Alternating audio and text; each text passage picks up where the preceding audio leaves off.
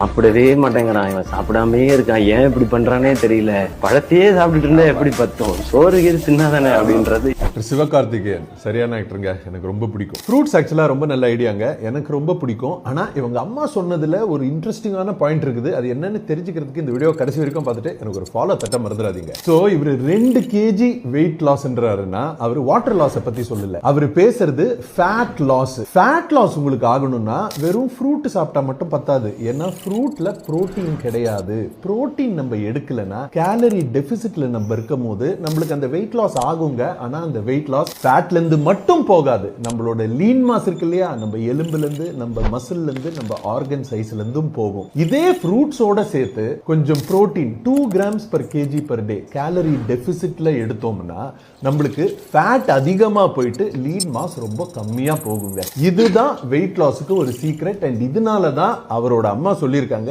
ஏன்பா ஃப்ரூட்ஸ் மட்டும் சாப்பிடுற, கொஞ்சம் புரோட்டீனும் சேர்த்து சாப்பிடுப்பா, உன்னோட மசில் வந்து கம்மி ஆகாது, ஃபேட் மட்டும் கம்மியாகும், நீ சூப்பரா இருப்பேன்றது. நீங்க வெயிட் லாஸ் பண்றதா இருந்தீங்கன்னா கேலரி டெபிசிட் ஞாபகம் வச்சுக்கோங்க. இந்த இன்ஃபர்மேஷன் இன்ட்ரெஸ்டிங்கா இருந்துச்சுன்னா லைக் பண்ணி வெயிட் லாஸ் பண்றவங்க ஃப்ரெண்ட்ஸ் எல்லாருக்கும் ஷேர் பண்ணுங்க.